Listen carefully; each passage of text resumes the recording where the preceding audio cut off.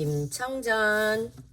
이게 한 150페이지쯤 되는 굉장히 긴 심청전입니다. 우리가 어릴 때 아주 얇은 심청전만 읽다가 이렇게 긴 심청전을 읽으니 생각보다 재밌습니다. 책 읽기 싫으신 분들 다 모이세요. 제가 심청전 읽어드려요. 자, 간다. 봉사의 딸로 태어나다. 옛날 황주 도화동에 봉사가 한 사람 살았는데 성은 심시오, 이름은 학교였다. 그는 대대로 높은 벼슬을 해온 집안 사람이었으나 형편이 점차 기울어 마침내 가진 논밭마저 없어지게 되었다. 게다가 나이 20에 앞까지 못 보게 되어 벼슬길도 영영 끊어져 버렸다. 시골에서 어렵게 사는 처지에 가까운 친척도 없고 눈까지 멀어 알아주는 사람은 없었으나 행실이 청렴하고 지조가 고든 사람이었다.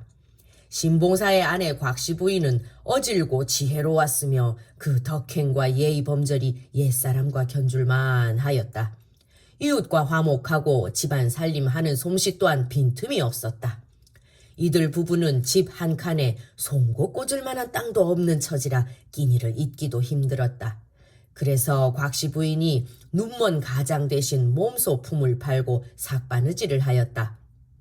사시장철 동네 사람들의 의복을 지어주고 떨어진 옷을 기워주고 곱게 빨아 풀먹여 다름질하여 주고 혼인하는 집에 원한 금침 수놓아주고 잔치집마다 찾아가서 갖은 음식을 장만하여 주며 1년 360날 하루도 놀지 않고 부지런히 일을 하였다.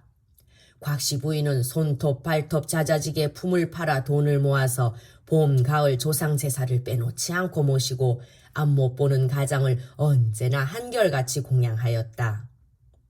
하루는 신봉사가 부인을 앉혀놓고 자식 없는 한탄을 하였다. 여보 마누라. 예. 당신은 앞 못 보는 나를 위해 잠시도 놀지 않고 밤낮으로 벌어다가 행여 배고플까 행여 추울까 의복과 음식을 때에 맞추어 극진히 공양하였소. 나는 편하다 하겠지만 당신 고생이 말할 수 없으니 도리어 마음이 편치 못하오. 이제부터는 나한테 너무 마음 쓰지 말고 형편대로 살아갑시다. 하지만 날짐승은 알을 낳고 길짐승은 새끼치고 온갖 초목은 꽃을 피우고 열매 맺는데 하물며 사람이 자식을 갖지 못하니 이런 팔자가 또 어디 있겠소. 나이 40이 되도록 자식이 없어 조상 제사를 끊게 생겼으니 죽어 저승에 간들 무슨 면목으로 조상을 뵙겠소. 또한 우리 부부 죽은 뒤 장례는 누가 치러주며 해마다 돌아오는 제삿날에 밥 한 그릇 물 한 모금인들 그 누가 차려주겠소. 명산대철에 두루 공을 들여 다행히 눈먼 자식이라도 아들이고 딸이고 간에 하나 낳으면 이 한을 풀지 않겠소? 부인께서 부디 천지신명께 지성으로 빌어보시오. 곽씨 부인이 고개 숙여 조용히 답하였다. 많은 불효 가운데 자식 못 낳는 것이 가장 큰 불효라 하였지요.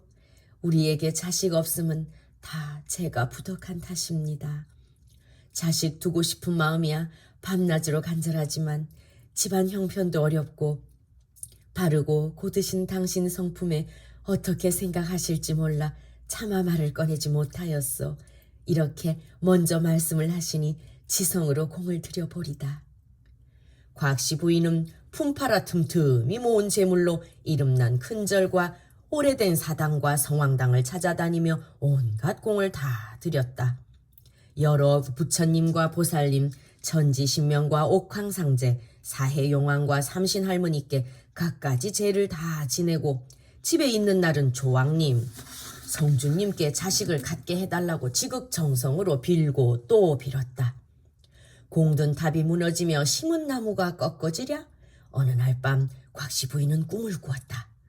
상서로운 기운이 공중에 어리고 무지개가 영롱한 가운데 한 선녀가 하늘에서 학을 타고 내려왔다.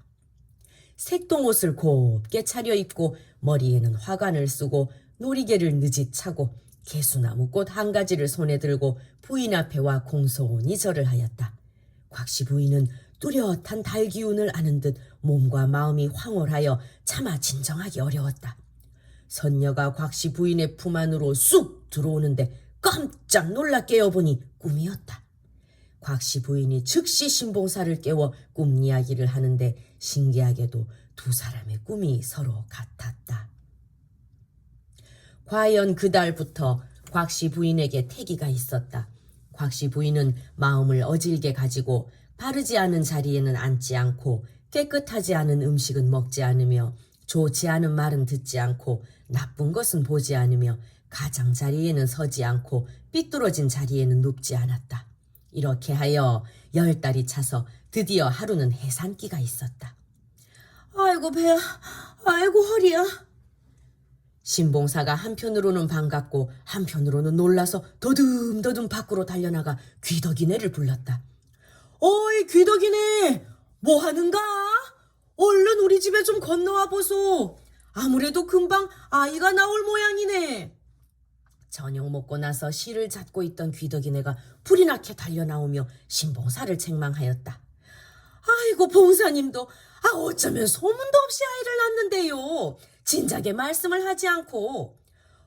그런 말씀을 벌써 우리 마누라가 다 말하고 부탁을 해두었다던데 그새 잊어버렸어?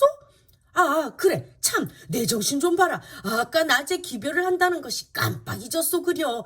어찌됐든 어서 들어가 보소 어서. 그렇게 귀덕이네를 들여보내놓고 신봉사는 집 한 줌을 깨끗이 추려 깔고 정화수 한 사발을 소반에 받쳐놓고 단정히 무릎 꿇어 앉았다. 비나이다 비나이다, 천지신명과 옥황상제님께 비나이다. 곽씨 부인이 늙음하게 낳는 자식이오니 헌 치마에 오이시 빠지듯 순산하게 하여 주소서.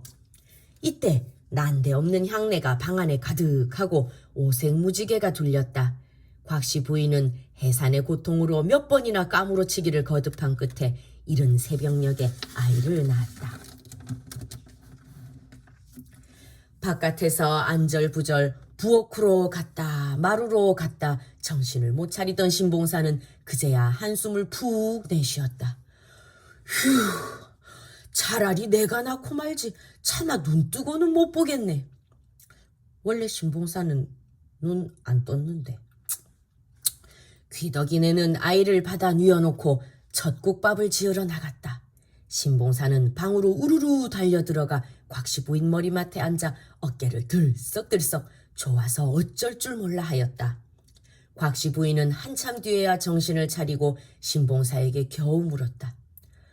순산은 하였지만 아들이요 딸이요? 그러나 신봉사 역시 아들인지 딸인지 모르고 좋아만 하고 있던 터였다. 귀덕이네가 깜빡 잊고 아들인지 딸인지 일러주지도 않고 그냥 나간 것이다. 신봉사는 아차 싶으면서도 마냥 기분이 좋아서 너털 웃음을 웃었다. 참 기가 막힐 일이요. 욕심이 저렇다니까. 밤새 그 고생을 하고도 그런 말이 나온단 말이요? 그러나 신봉사는 정작 묻는 말에는 대답을 하지 못하였다. 할 수 없군. 내 손으로 직접 만져볼 수밖에. 아유. 신봉사는 갓난 아이를 머리 꼭대기에서부터 이마, 눈자위, 코, 입, 턱, 명치, 배, 가랑이까지 더듬어 내려갔다. 그리고 더듬는 손이 가랑이 사이에서 아무 걸림없이 쓱 지나가자 이렇게 말하였다. 오, 아무래도 마누라하고 같은 사람을 낳았나 보. 온갖 정성을 들여 늙음하게 얻은 자식인데 딸이라니 섭섭합니다. 신봉사가 곽씨 부인을 나무라듯 위로하였다. 마누라, 그런 말 마시오. 순산을 하였으니 이 얼마나 다행이오. 딸이라도 잘 두면 어느 아들과 바꾸겠소. 우리 이 딸을 곱게 길러 예절부터 가르치고 바느질, 배짜기를 두루두루 가르쳐서 요조 숙녀가 되거든 좋은 배필을 가려 시집 보냅시다. 그 둘 사이서 사이좋게 살게 되면 우리도 사위에게 의지하고 외손자에게 제사를 잇게 하면 되지 않겠소? 그때 귀덕이네가 얼른 첫 국밥을 지어 먼저 삼신상에 올려놓고 신봉사를 불렀다. 신봉사는 의관을 정제하고 두 손을 가지런히 모아 합장을 한 다음 뒤늦게 얻은 무남동녀 외딸이 부디 무병장수하며 귀하게 살게 해달라고 간절히 빌고 또 빌었다. 정성을 다하여 빌고 난 신봉사는 더운 미역국을 새로 떠다 산모에게 먹이고 아직 물기도 덜 마른 아기를 귀여운 마음에 이리저리 얼렀다. 둥둥둥 내 딸이야, 어화 둥둥 내 딸이야. 금자동이냐 옥자동, kum을 준들 너를 사며 옥을 준들 너를 사랴. 둥둥둥 내 딸이야, 어허 둥둥 내 딸이야. 날아가는 학선이 얼음 구멍에 수달피, 백미 다썸에 뉘 하나 설설 기어라, 어허 둥둥 내 딸이야. 남전 북답을 장만한들 이보다 반가우며 산호 진주를 얻은들 사랑하기가 너 같으랴, 어허 둥둥 내 딸이야. 그런데 이를 어쩌랴. 곽씨 부인이 뜻밖의 산후 뒤탈이 났다. 해산한 지 1회도 못 다가서 집 안팎 살림을 챙기느라 바깥바람을 너무 많이 쐬어 병이 난 것이다. 아이고 배야, 아이고 머리야, 아이고 가슴이야, 아이고 다리야. 곽씨 부인은 온몸이 두루 붓고 숨을 거칠게 몰아쉬며 밥 한 술, 물 한 모금 먹지 못하고 정신을 차릴 수 없게 앓았다. 신봉사가 기가 막혀 아픈 데를 두루 만지고 주물러 보았으나 도무지 소용이 없었다.